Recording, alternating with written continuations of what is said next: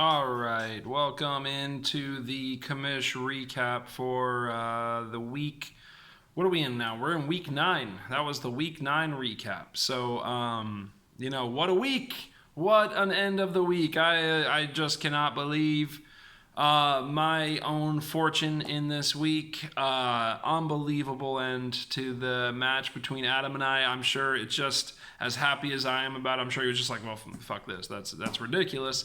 I was in my classroom watching it with a fellow named John White, who is a new sub at our building, and I was just in here screaming. I was just yelling. I couldn't believe what I was watching as that game between the Cowboys and the Giants went down the way that it did, and I came away with the win against Adam in ridiculous fashion. Just ridiculous. The whole day, the whole morning, I was like, I hate fantasy football. This is so stupid. Why do I do this? And then to have it turn on a dime like that with just a garbage time, garbage play, and then come away with the win. It was unbelievable. And it's exactly why I play this stupid game. And then here we are. So let me jump into the recap of the week. Some 2 good games and 3 stinker games for the most part in our week this week. And I'm going to start with me versus Adam. And really what it came down to.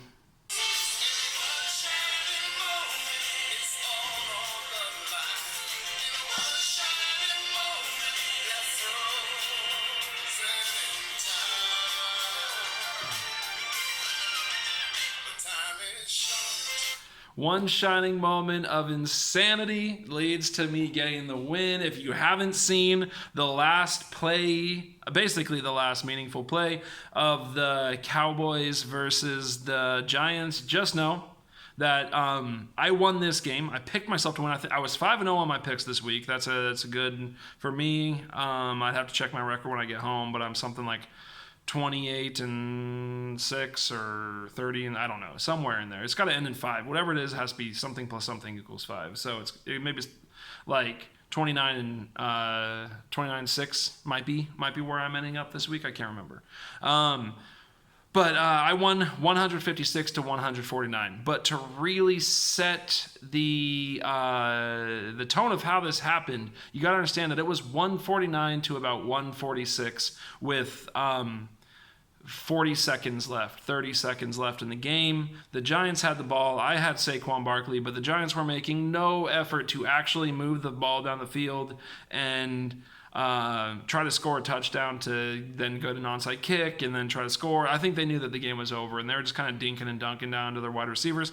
And I figured it's done. I can't. I'd have to get 2 sacks, which they're throwing quick routes. They were not letting Daniel Jones hold on to the ball. They were not handing the ball off to Saquon. They stopped throwing short passes to him. The Cowboys were keeping everything in front.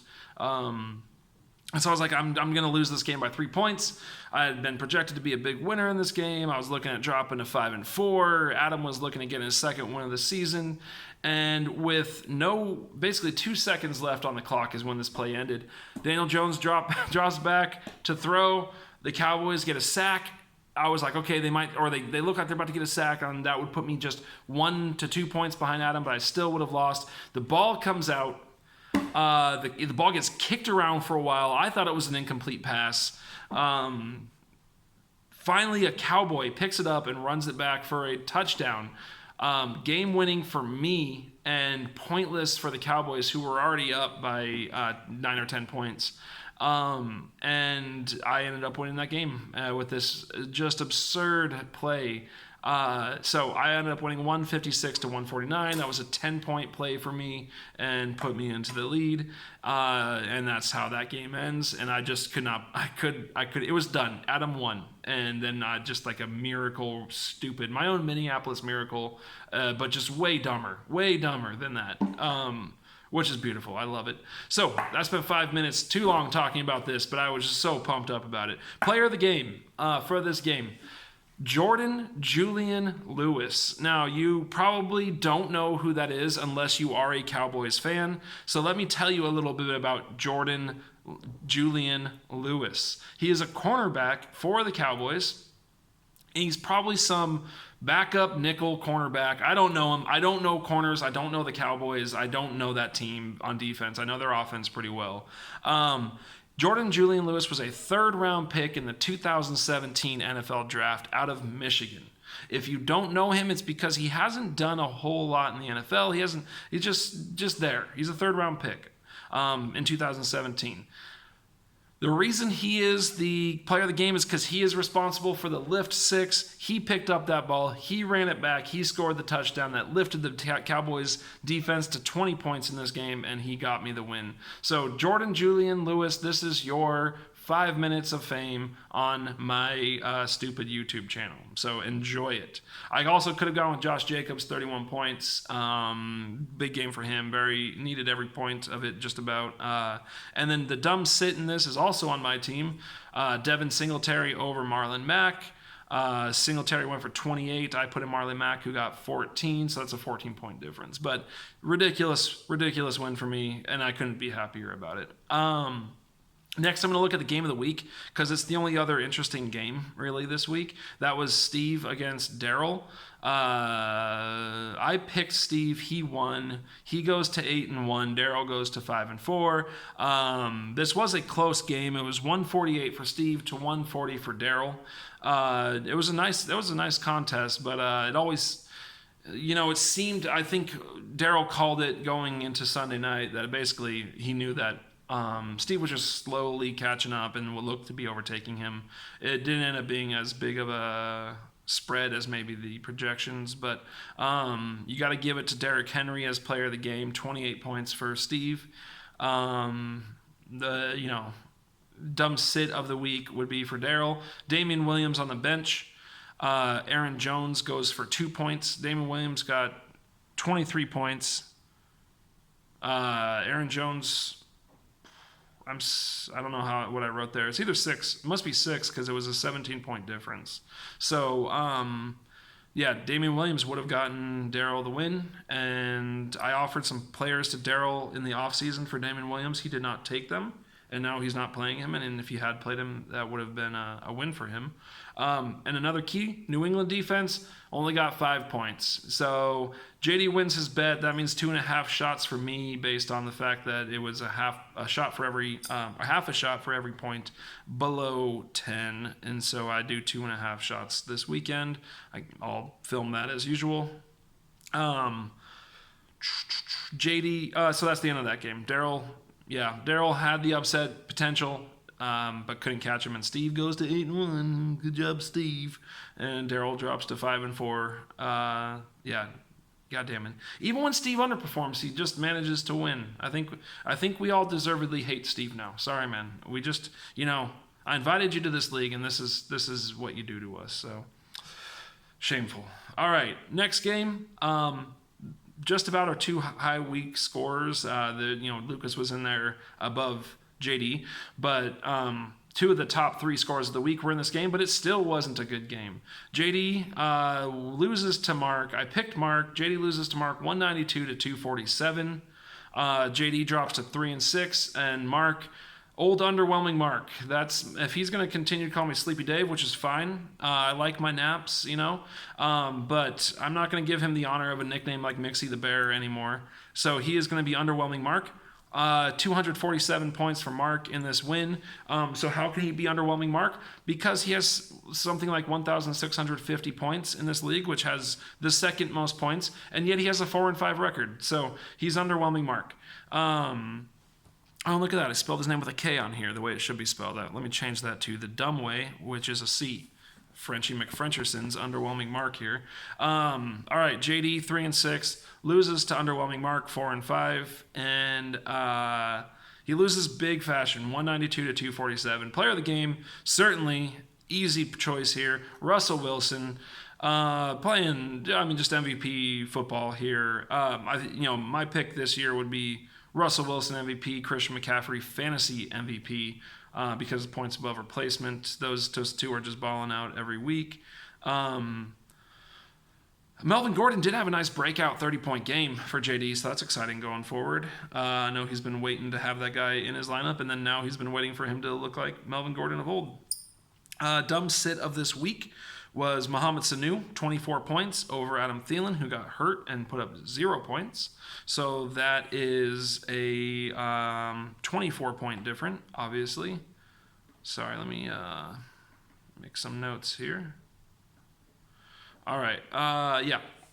So dumb sit Mohamed Sanu over Thielen. Still wouldn't have gotten JD the win, but it would have at least put him over 200, and he would have been the league second place team on the week, which would have really helped his sting. JD would have beaten everyone except Mark and Lucas this week, and he would have beaten them by a lot. He would have beaten me by 40. Is that right? Yeah, almost 40, about 36. He would have beaten Adam by 43. He would have beaten Steve by, let's see what.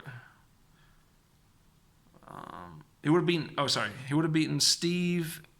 So I said Adam by 43, Steve by 44, Daryl by 52.